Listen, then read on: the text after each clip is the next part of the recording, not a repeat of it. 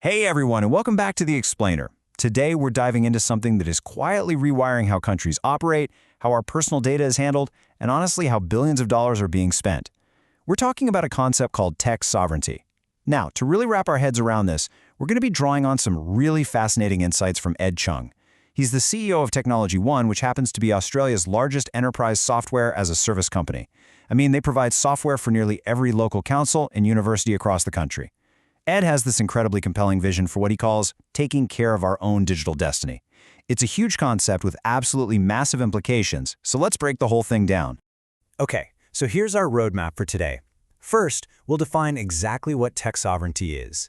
Second, we'll look at the 1% problem. Third, we'll dig into the data goldmine. And finally, we'll see how turbocharging with AI brings this all together. Let's get right into it.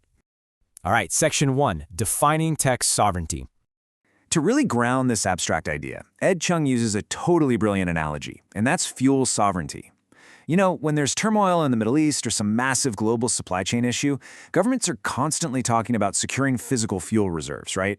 It's all about making sure we can take care of our own destiny without relying on anyone else. Well, tech sovereignty is exactly the same thing, just in the digital realm. It's about securing our digital data and building up our local technological capabilities so that we aren't left completely vulnerable to outside forces. It's quite literally about controlling our own digital destiny. A huge part of actually achieving this comes down to how governments buy things, specifically using a buy local approach. But let's be really clear here. Buying local is not about charity for domestic companies, and it is absolutely not about government handouts. Instead, it's about creating a genuinely level playing field. It's about adopting an if not, why not policy. Think about it. If a local company can offer the exact same or maybe even better value in tech than some massive multinational competitor, governments should really be asking themselves, wait, why aren't we going with the local option? Moving right along to Section 2, the 1% problem. Let's see how this all builds into the staggering economics of government tech procurement. $350 billion. Just let that number sink in for a second. That is the estimated federal government spending budget over a typical 5-year period in Australia. It's a phenomenal, mind-boggling amount of purchasing power. And you know the old saying, what gets measured gets managed. So we have to ask, out of all that money, how much is actively being used to build local tech sovereignty? Well, the disparity here is honestly pretty jarring. Out of that massive $350 billion pie, 99% goes straight to overseas and multinational companies. Less than 1%, and sometimes it's literally just a fraction of a percent, actually gets spent locally on domestic companies. When you think about using our own purchasing power to build a strong, sovereign tech ecosystem, that completely boggles the mind. So why on earth does this happen? Well, Chung points to a really deep, systemic hurdle that he calls cultural cringe. Basically, procurement officers often perceive it as a much safer, easier decision to just go with a massive multinational. Because, as the old business adage goes, no one ever got fired for buying IBM. But by playing it supposedly safe, nations are missing out on an absolutely incredible opportunity to develop their own world-class tech ecosystems. Now, Australia isn't the only country grappling with this reality. Other nations are waking up and actively building their own tech sovereignty right now. Take Canada, for example. They are pushing heavily down the buy local route to really stimulate their domestic tech sector. Even France has made some huge, deliberate decisions to actively bypass massive U.S. organizations in favor of their own local options. They're recognizing that government purchasing power is actually a primary tool for national development. And this illustrates perfectly what Chung calls the flywheel effect. It's brilliant in its simplicity. When a local company, like Tech One, invests 25% of its revenue back into research and development, it builds strong local intellectual property. That IP directly translates into highly skilled domestic jobs. And then, those employees and companies pay local taxes, which get reinvested right back into the country.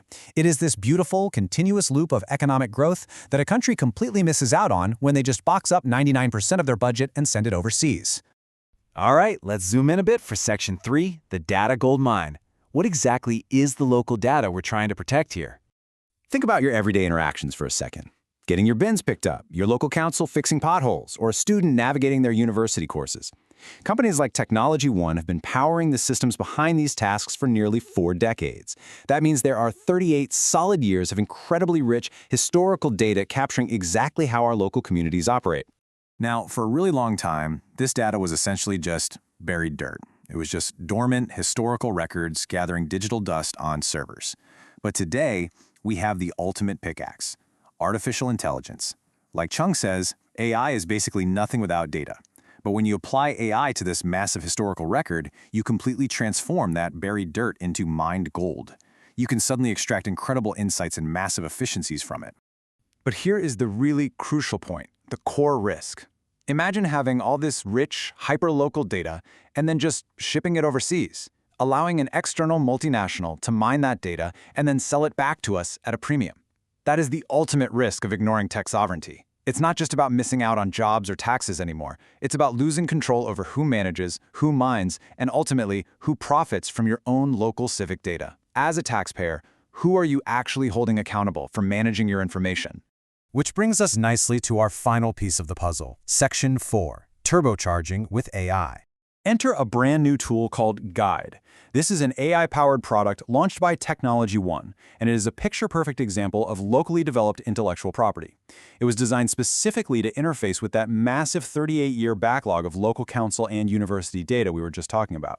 It's effectively acting as a supercharger for local infrastructure.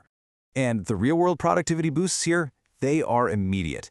For local councils, Guide actually uses AI to approve development applications in literally 30 seconds. I mean, think about how absolutely critical that is for speeding up the housing supply chain. And for universities, it acts as a personalized digital mentor. It guides students through their study plans, helps them prep for exams, and makes sure they actually finish their degrees. This isn't just tech for tech's sake. This is AI making a tangible, everyday difference in people's lives. To put that into perspective, let's walk through this sharp before and after scenario from a local government call center in the UK. Without AI, only 75% of calls even get answered. The overall resolution rate sits around a dismal 50%, and issues take, on average, 10 days to solve. But deploy an AI tool like Guide and boom, suddenly 100% of questions are answered 24/7, issues are getting resolved in 15 minutes instead of 10 days. It is a complete paradigm shift. It's dramatically cheaper, wildly faster, and vastly more helpful for the actual citizens. Now, why is all this efficiency so incredibly vital right this second? Well, because we are navigating a really tricky multi-speed economy. With rising interest rates and a severe cost of living crunch, everyday citizens are feeling the pinch. Governments are working with tight budgets, yet they absolutely must continue to invest strategically in infrastructure and public services. By embracing local tech sovereignty and the insane efficiency of AI, governments can actually do way more with less. They can directly support the economy right when it needs it the most. Which brings us to our final thought. We've looked at the $350 billion budgets. We've seen the dormant gold mine of 38 years of local data. And we've seen exactly how AI can extract that value to totally revolutionize our local communities. But it all boils down to this one fundamental question. In the age of AI, who do you want managing your digital destiny? Do we ship it overseas, or do we build a capability right here at home? I really hope this explainer gave you a powerful new lens on how technology, your personal data, and national sovereignty are all deeply, intricately connected.